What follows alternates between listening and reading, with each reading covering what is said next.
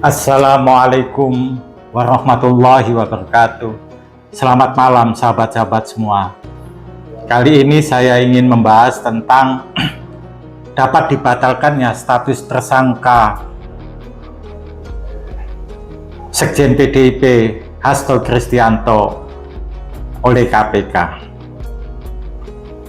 Setelah melalui tinjauan hukum yang saya pelajari, memang Mas Hasto ini status tersangkanya bisa dibatalkan itu karena jika kita melihat pertama kali Mas Hasto Kristianto dipanggil oleh KPK beberapa bulan yang lalu untuk dimintain keterangan, Mas Hasto telah diperlakukan tidak adil, tidak baik.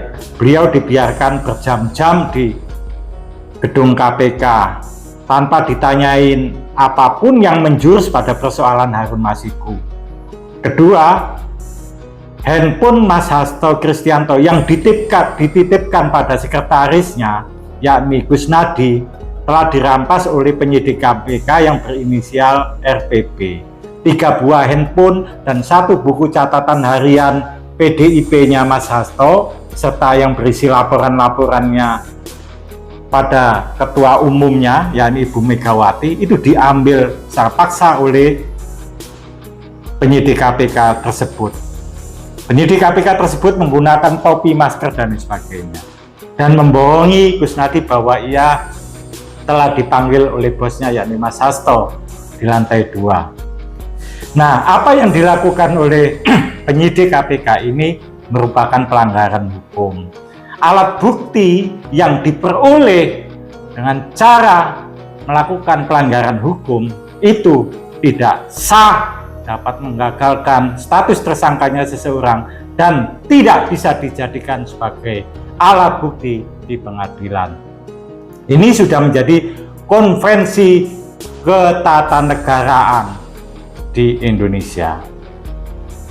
Kedua, harus diketahui pula bahwa status Mas Hasto dalam kasus ini, beliau bukanlah pejabat negara, beliau hanyalah sekretaris jenderal dari PDIP itu sendiri.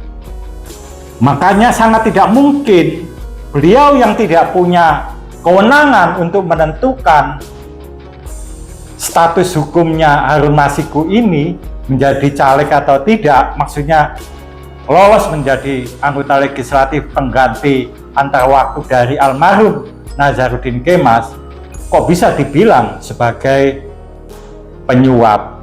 Apa yang dilakukan Mas Hasto yang diajukannya ke KPU itu sudah sesuai dengan fatwa Mahkamah Agung.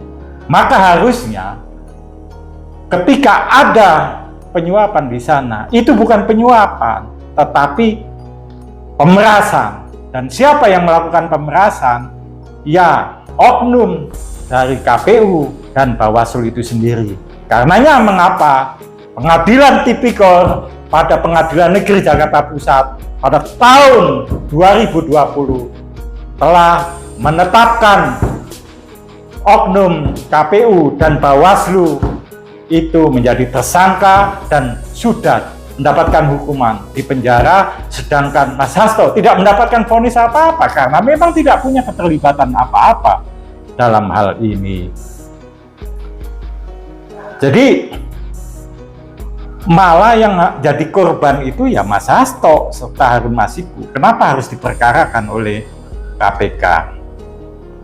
Sahabat-sahabat sekalian, di dalam sistem hukum kita mengenal asas yang disebut dengan Doctrine of the Fruits of the Poisonous Tree, atau asas buah dari pohon beracun.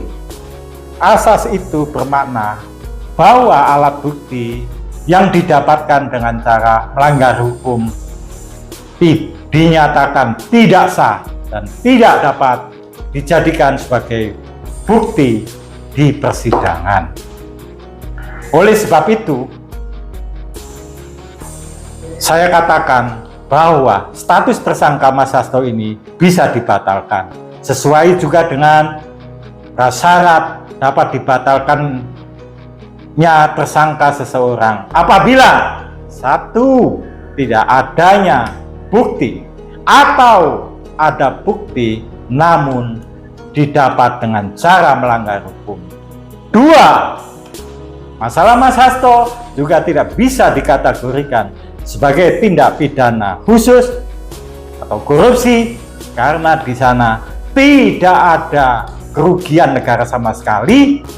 Bahkan yang dirugikan dalam hal ini justru Mas Hasto itu sendiri, Harun Masiku, wabil khususnya PDIP Perjuangan, karena namanya menjadi hancur gara-gara kasus yang dipaksakan ini, yang selalu muncul dari pemilu ke pemilu ini, yang dihembuskan oleh orang-orang yang tidak tahu diri, pengkhianat yang pernah dibesarkan oleh PDIP dan sekarang yang menjadikan institusi penegak hukum menjadi alat kepentingan politiknya.